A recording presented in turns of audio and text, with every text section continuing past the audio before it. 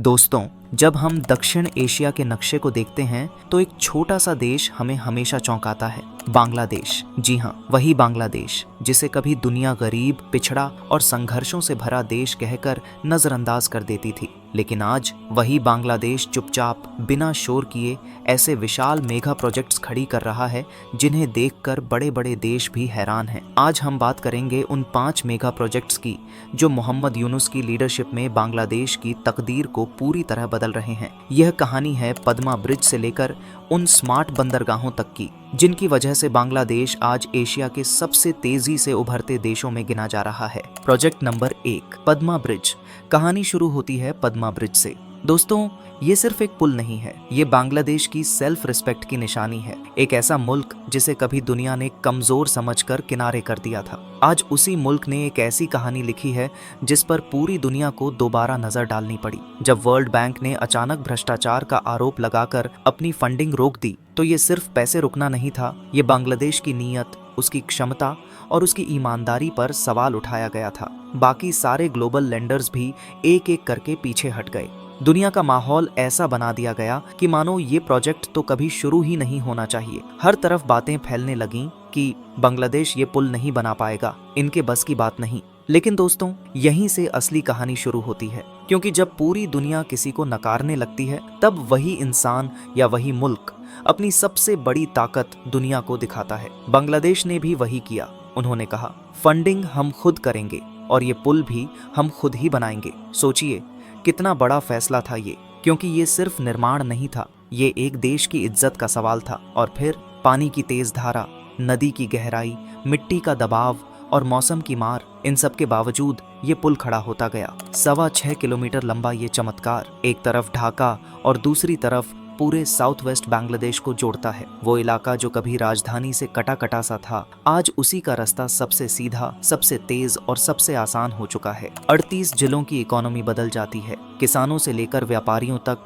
छोटे दुकानदार से लेकर बड़े उद्योगों तक, हर किसी की जिंदगी में रोशनी आने लगती है। ट्रैवल टाइम जो पहले 7 से 8 घंटे था, अब सीधे 2 घंटे में सिमट गया है। लोग कहते हैं पहले सफर थकाता था, अब सफर उम्मीद देता है। लेकिन दोस्तों, असली कहानी ये नहीं है। असली कहानी ये है कि दुनिया ने कहा था इम्पॉसिबल, और बांग्लादेश ने साबित कर दिया कि किसी मुल्क की तकदीर उसके इरादों से बदलती है, उसके आकार से नहीं। पद्मा ब्रिज सिर्फ एक पुल नहीं, ये एक मुल्क का ऐलान है। हम छोटे हो सकते हैं, लेकिन हमारे सपने कभी छोटे नहीं होते। Project number 2, metro rail Dhaka. Dhaka दुनिया का सबसे भीड़भाड़ वाला शहर, एक ऐसा शहर जहां ट्रैफिक कभी कभी रास्ता नहीं, इंसान की हिम्मत तोड़ देता है। जहां लोग कहते हैं कि चलकर घर पहुंच जाना गाड़ी में बैठकर जाने से आसान है। लेकिन दोस्तों सोचिए, इसी ढाका के आसमान के ऊपर आज एक नई कहानी चलती है, मेट्रो रेल। वो ट्रेनें जिन्हें कभी ढाका के लोग सिर्फ टोक्यो या दुबई के वीडियो में देखते थे, आज वही ट्रेनें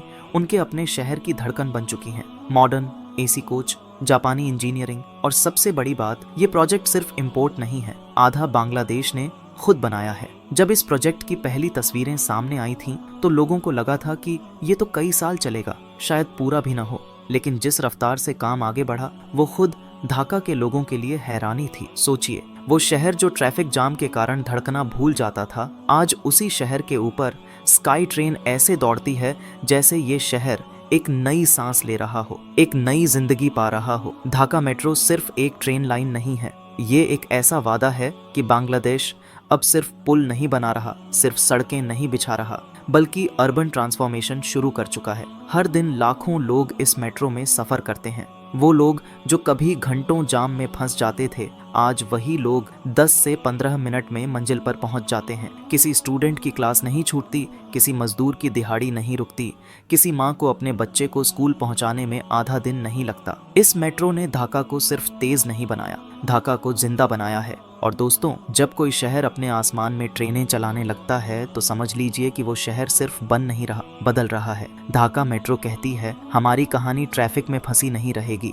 हम अब आगे बढ़ेंगे, ऊपर बढ़ेंगे और तेज बढ़ेंगे। Project number 3, Rooppur nuclear power. अब आते हैं उस प्रोजेक्ट पर जिसने बांग्लादेश की ताकत को एक बिल्कुल नए मुकाम पर पहुंचा दिया, रूपपुर न्यूक्लियर पावर प्लांट। ये कोई साधारण बिजली घर नहीं है, ये साउथ एशिया का सबसे महंगा और सबसे एडवांस्ड सिविलियन न्यूक्लियर प्रोजेक्ट है। दुनिया में बहुत कम डेवलपिंग कंट्रीज न्यूक्लियर पावर के मैदान में कदम रख पाती हैं, लेकिन बांग्लादेश ने हिम्मत दिखाई, फैसला किया और दुनिया को अपनी प्रायोरिटीज साफ बता दी। हम ऊर्जा के लिए किसी पर निर्भर नहीं रहेंगे। हाँ, रशिया की मदद है, उनके साइंटिस्ट, उनकी टेक्नोलॉजी, उनका अनुभव, लेकिन फैसला, रास्ता, जोखिम सारा बांग्लादेश का अपना है। क्योंकि न्यूक्लियर पावर सिर्फ बिजली नहीं देती, ये एक देश की मैच्योरिटी, उसकी साइंटिफिक सोच और उसके लॉन्ग टर्म विजन का प्रमाण होती है। इलेक्ट्रिसिटी किसी भी डेवलपिंग नेशन की बैकबोन होती है। फैक्ट्री हो, अस्पताल हो, स्कूल हो या डिजिटल सर्विसेज, हर चीज बिजली पर टिकी है। और रूपुर न्यूक्लियर प्लांट के शुरू होने के बाद बांग्लादेश एक पूरी नई कैटेगरी में पहुंच गया है।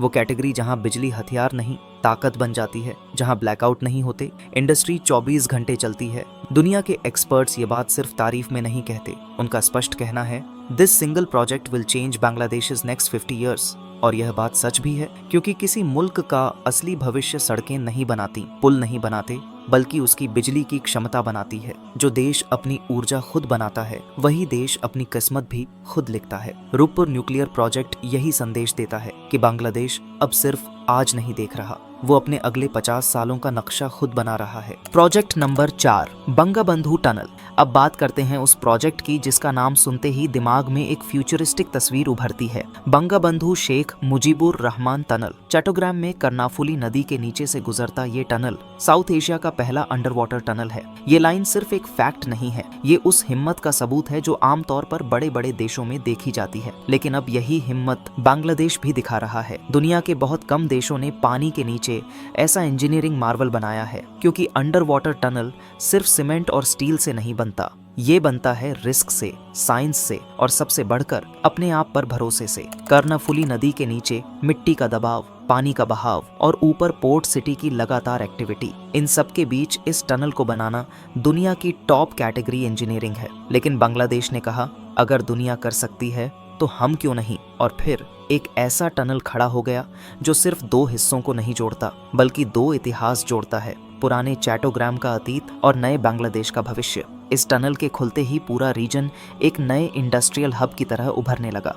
Factories, highways, export processing zone, सब कुछ इस टनल के आसपास खड़ा होने लगा है। क्योंकि जब कनेक्टिविटी बदलती है तो ज्योग्राफी खुद को नए सिरे से लिखती है। पहले इस नदी को पार करने में जिस वक्त, जिस तकलीफ, जिस इंतजार का सामना करना पड़ता था, अब वही रास्ता मिनटों में पूरा हो जाता है। और ये सिर्फ लोगों का समय नहीं बचाता, ये सेविंग इंडस्ट्री के लिए गोल्ड बन जाती है। बांग्लादेश इस टनल के जरिए दुनिया को एक साफ मैसेज देता है कि वो अब सिर्फ गारमेंट्स एक्सपोर्टिंग नेशन नहीं है, वो अब हाईटेक इंफ्रास्ट्रक्चर बनाने वाला देश है। बंगबंधु टनल कहता है, हम अब सिर्फ धरती पर नहीं, पानी के नीचे भी अपनी राह खुद बना रहे हैं। Project number 5, smart ports. Chittagong port, जो पहले से ही साउथ एशिया का एक बेहद व्यस्त और अहम बंदरगाह था, आज एक नई शक्ल ले रहा है। ये वही चटगांव है जहां कभी जहाज लाइन में खड़े रहते थे, कार्गो उतरने में दिन लग जाते थे, कंटेनर्स की भीड़ एक आम नजारा था। लेकिन अब तस्वीर बदल रही है,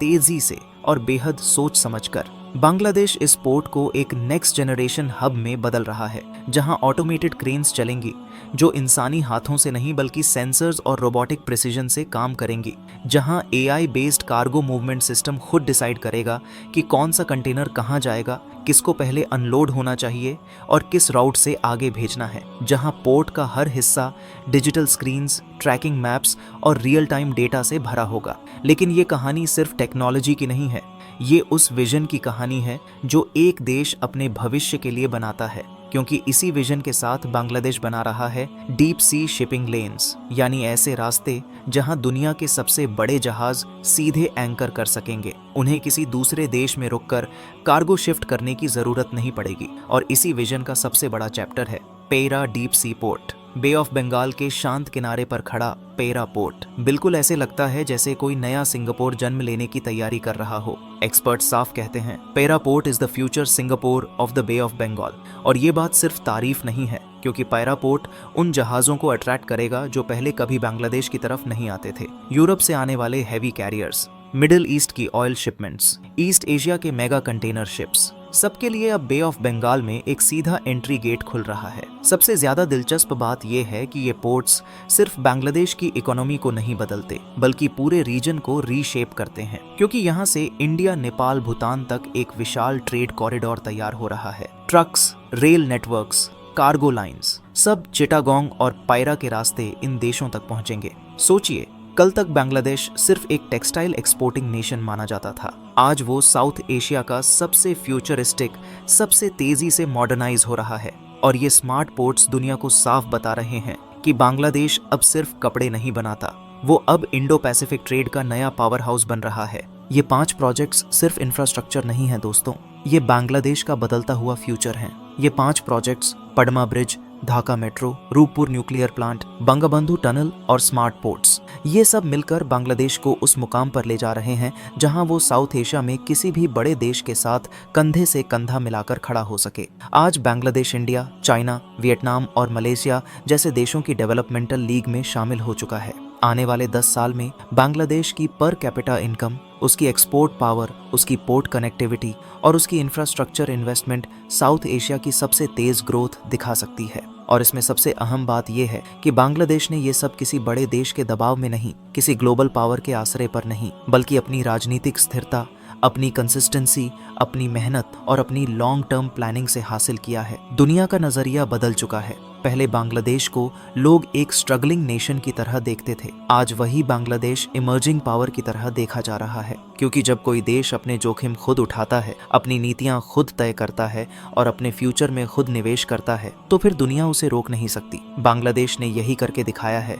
कि अगर इरादा साफ हो, डायरेक्शन सही हो और लीडरशिप कमिटेड हो, तो कल तक पूर कंट्री कहे जाने वाला मुल्क भी आज दुनिया के नक्शे पर नई पहचान बना सकता है।